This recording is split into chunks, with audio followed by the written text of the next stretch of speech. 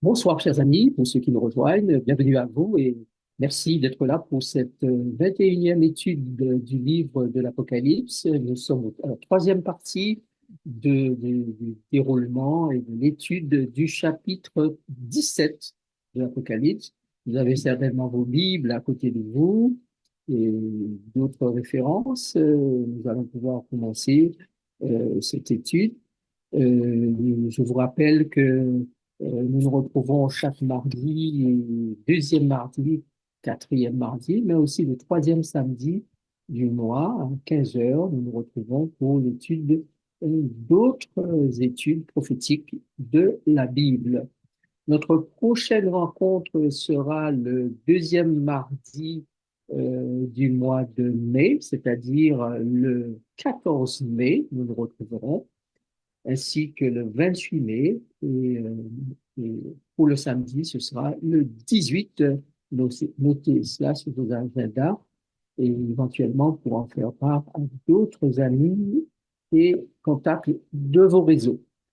Donc, nous allons tout de suite entrer dans le vif du sujet, le temps de partager mon écran avec vous. Que dit l'Apocalypse sur cette femme assise sur une bête? Nous allons poursuivre notre recherche, notre découverte, en plus de ce que nous avons déjà vu ensemble. Nous allons lentement, étude par étude, pour nous assurer d'avoir couvert tous les aspects de ce chapitre.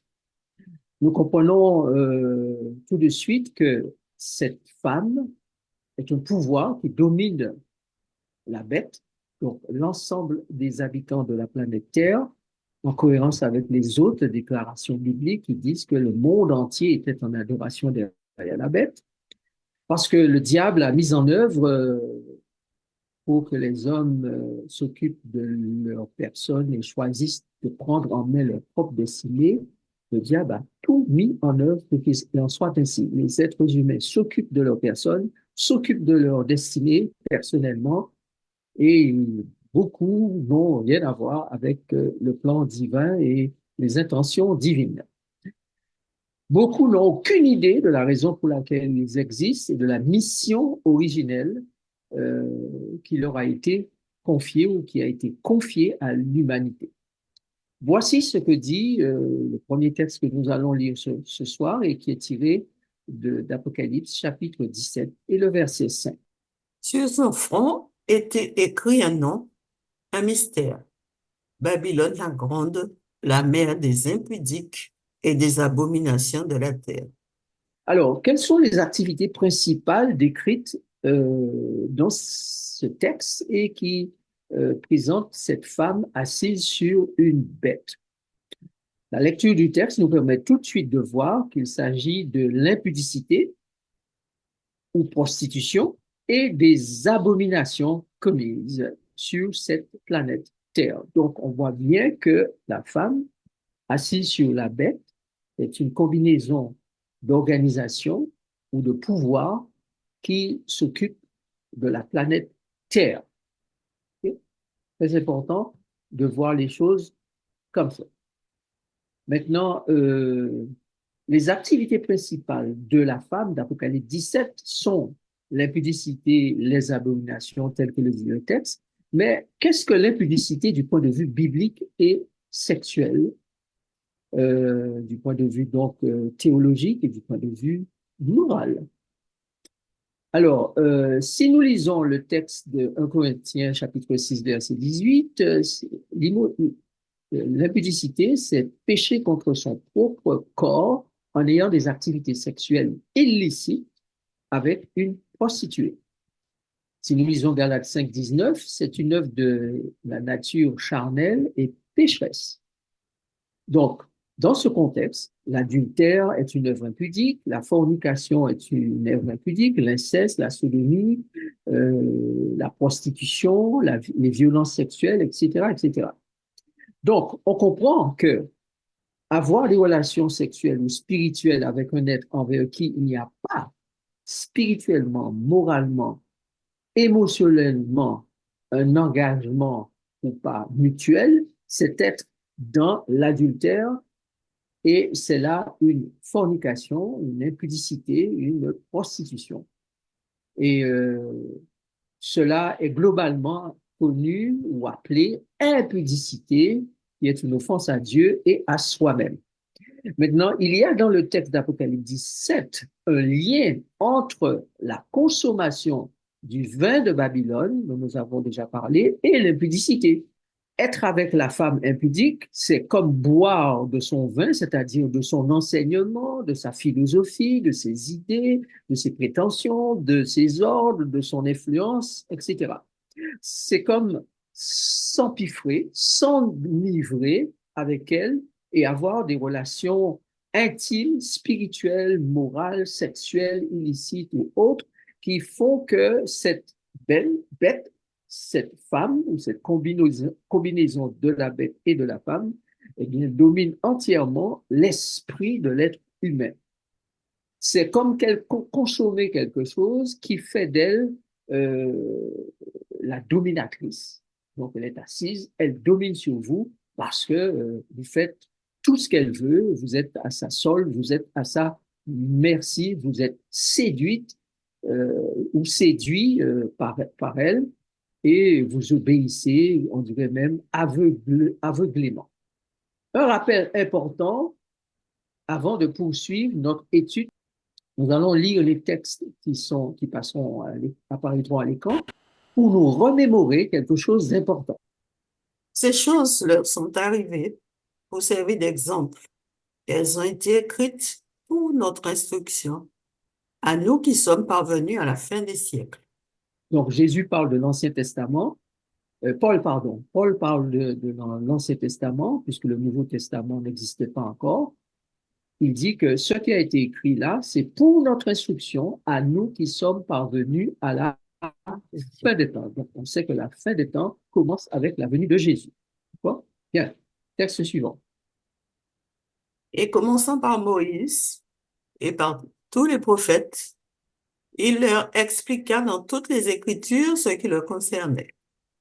Puis il leur dit, c'est là ce que je vous disais lorsque j'étais encore avec vous, qu'il fallait que s'accomplisse tout ce qui est écrit de moi dans la loi de Moïse, dans les prophètes et dans les psaumes. Alors il leur ouvrit l'esprit afin qu'ils comprissent les Écritures. Alors, suivant ce texte que nous venons de lire, Jésus a pris la Torah, les écrits de Moïse, les écrits des prophètes, et un autre texte, il nous parle même des psaumes, et il a expliqué aux disciples ce qu'il en était de lui. Il leur a ouvert l'esprit, c'est-à-dire l'intelligence, pour qu'ils comprissent les Écritures, dit Luc. Texte suivant. Ce qui a été, c'est ce qui sera. Et ce qui s'est fait, c'est ce qui se fera. Il n'y a rien de nouveau sous le soleil. Que faut-il comprendre de tous ces textes? À partir de l'Ancien Testament, Dieu nous dévoile l'histoire du bien et du mal et de la rédemption, l'histoire de l'humanité en prise avec le péché. Ceci du début à la fin des temps. Les disciples n'avaient pas l'intelligence ou l'esprit. Alors, dans la Bible, le mot esprit est souvent traduit par nouma. Ce n'est pas le mot nouma qui est utilisé ici, c'est nos. Et pour comprendre le véritable sens que Jésus donne à la phrase que Luc a écrite, le mot nos, c'est intelligence ou le sens donné. Donc Jésus a donné du sens aux Écritures de l'Ancien Testament pour que les disciples comprennent comment ces Écritures parlent de lui. Jésus leur a donné d'avoir cette intelligence dont ils avaient besoin pour que la Torah, les écrits des prophètes, puissent vraiment être compris par eux comme Dieu le voulait, leur permettant d'avoir les révélations véritables de la Bible ou de l'écriture biblique. Mais les disciples étaient loin de tout comprendre. Les siècles d'apostasie qui suivirent le départ de Jésus et la mort de tous les apôtres, eh bien, les ont fait retomber, a fait retomber l'Église au plus bas, spirituellement et théologiquement parlant. Sauf quelques-uns qu'on appelle, que l'Église catholique appelle les pères, ou encore des grands théologiens de l'époque qui avaient le privilège d'avoir les Écritures en main. La grande, très grande majorité des gens ne savaient pas lire et n'avaient surtout pas la possibilité de lire la Bible. Donc, nous avons besoin aujourd'hui de retrouver toute l'intelligence pour comprendre la parole de Dieu.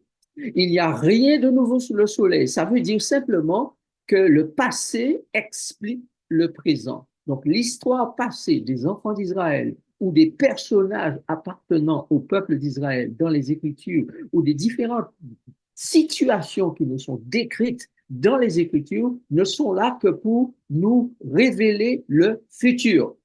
Dieu a tenu à ce qu'il en soit ainsi, car toute la perspective, toute la volonté divine et tout l'objectif divin, c'est réussir le plan du salut avec toutes ses étapes.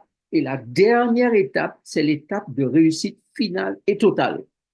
Donc, tout se concentre vers la dernière étape, celle de la réussite finale, globale et totale. Donc, il est établi par le Seigneur à travers le prophète Daniel, naturellement, qu'une partie des Écritures ne serait comprise qu'à la fin des temps, et particulièrement après les 1335 jours, où nous avons déjà souvent parlé de ça, après les 1335 jours, selon le prophète Daniel. Maintenant, nous pouvons nous poser la question, que nous est-il révélé dans Apocalypse 17 et dans les Écritures anciennes? En quoi Apocalypse 17 correspond-il avec les écrits de l'Ancien Testament? Est-ce que ce qu'Apocalypse 17 décrit était déjà révélé dans dans les Écritures antiques, les Anciens Testaments, ou anciennes, l'Ancien Testament?